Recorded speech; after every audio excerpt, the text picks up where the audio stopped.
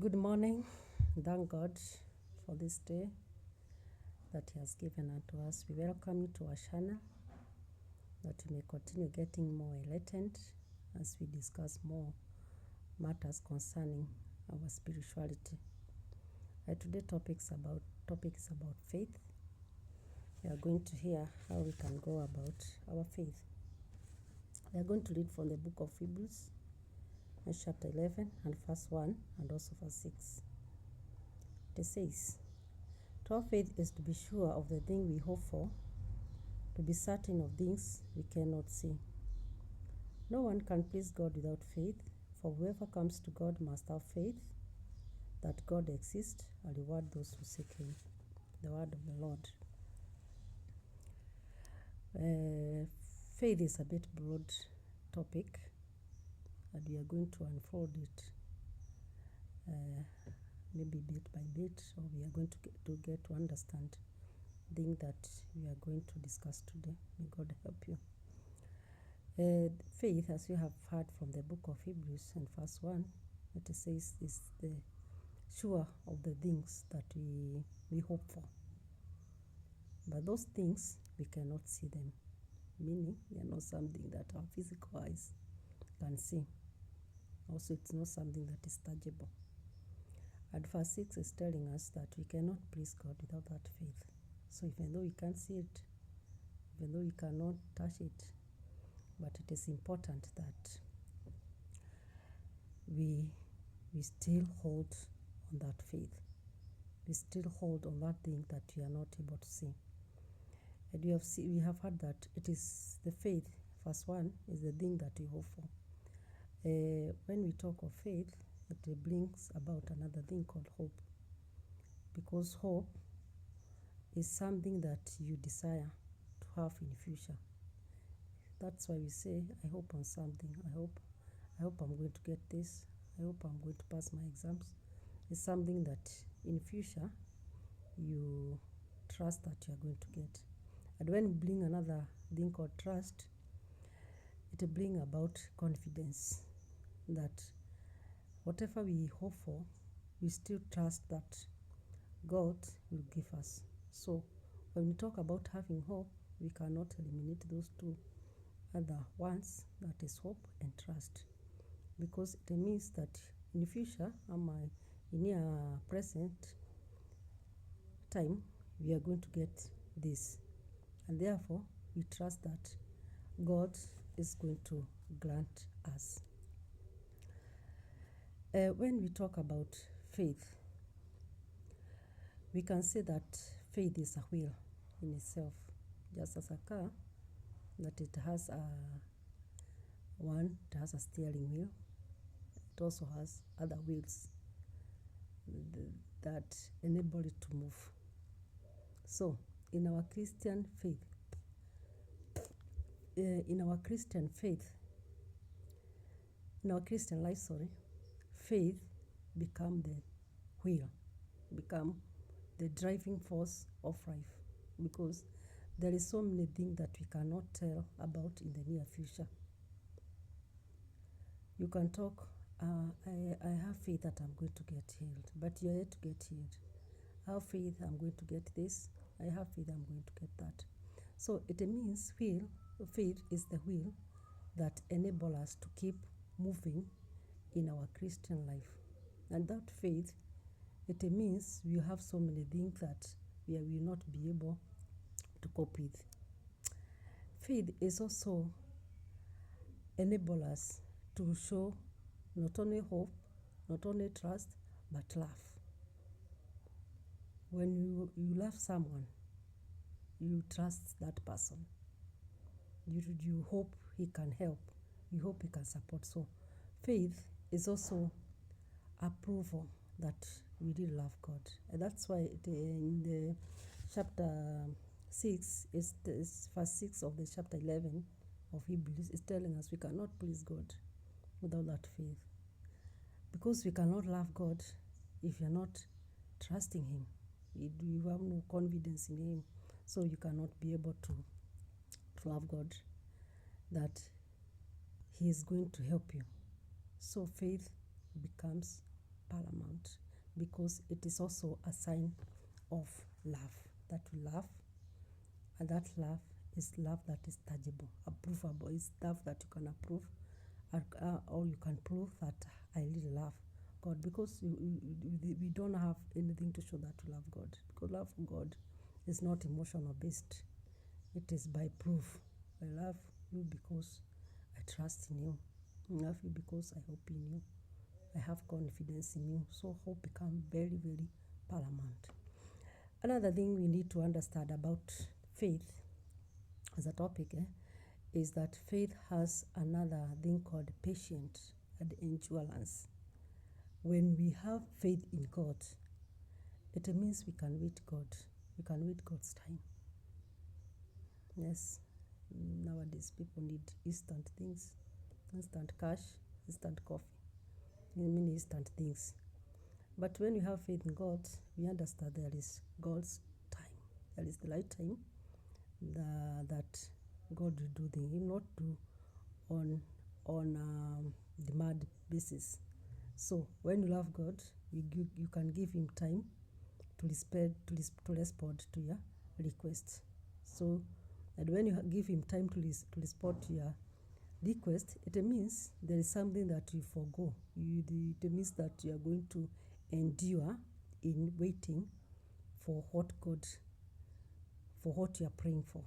So it becomes paramount that we be patient in waiting for God's time. Another thing that it is also found in the book of Hebrews, that is 11, as you continue downward, you are going to hear that God approved Abraham as righteous only because he had faith in him. When he was told to even to sacrifice his son Isaac, he was ready to do it. He was ready to sacrifice for it. He did not question much. He just took the son, take him to the mountain, even though he was asking 1, 2, 3, but he was still ready to do it. So faith make God approve us as righteous people. You cannot become righteous. You cannot become holy or pure, or you cannot get sanctified without holding faith, trusting that God exists and you love him. On that note, you need to understand that faith also has a long-term gain. It means that when you hold on faith, eventually you are going to get what you really want. Because when you still hold on God's will, when you hold on God's time, you are going to gain whatever you need. Even though it is 10 years, you just keep holding. There is no hurry, because God's come at the right time and the right moment. So keep holding on that faith. Trust God that your child is going to improve in school. Trust God that you are going to get here. Trust God you are going to win that case. Trust God that you are going to pass in your exam. Trust God you are going to get promotion. Even though it's 5 years from now, just keep trusting, because faith has a long-term goal. You are going to achieve whatever you need eventually, because God never fails his people. God is God of promises. When he promises that he is going to give us this, just you need to hold on that and trust that he is going to give you.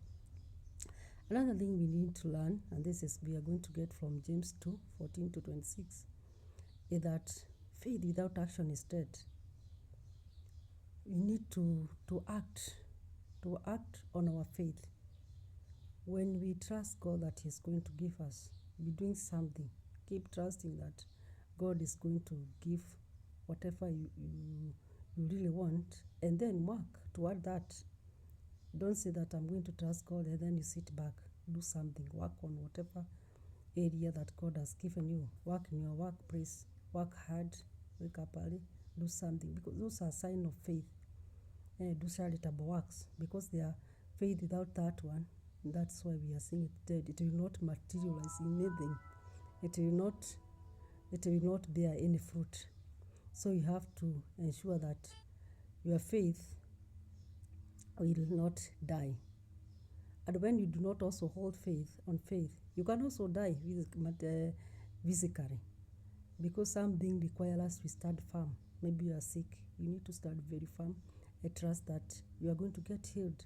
And that is faith. If you do not hold on that, you are going to be overtaken by life sorrows, life griefs, trials, temptation, and eventually you are going to die. So it is important that you have faith, so that the faith that is tangible, even though it is intangible, that I'm holding on this, I'm doing this because I hope God is going to do this, and I hope He is also going to do this and that. So you have to hold faith, and so that you may not even die physically, or you may not die spiritually, because it is two-way traffic. Another thing you need to understand, that when you are in spiritual battles, through faith you win. But when you do not have faith, you will lose, because most our faith is always under trial.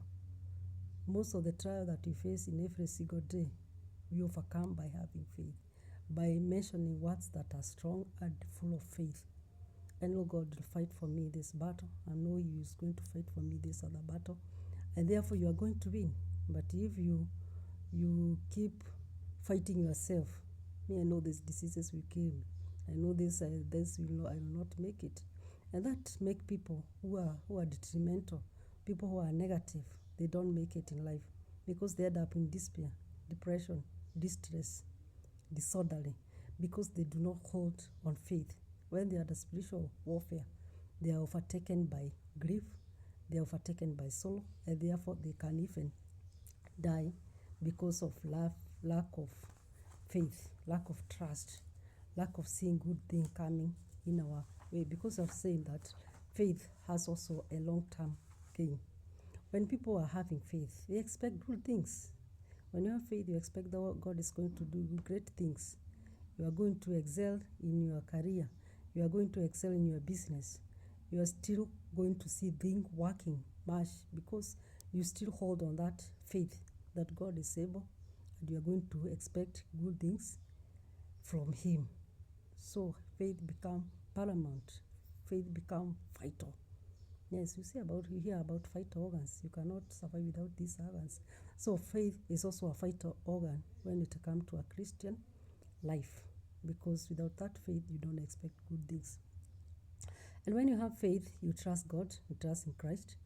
You keep invoking His blood, that through His blood, I'm going to do this. Through His blood, I'm going to do that. So you invoke blood of Christ as you move about your Christian life, because you have said that faith become the steering wheel, so it become paramount.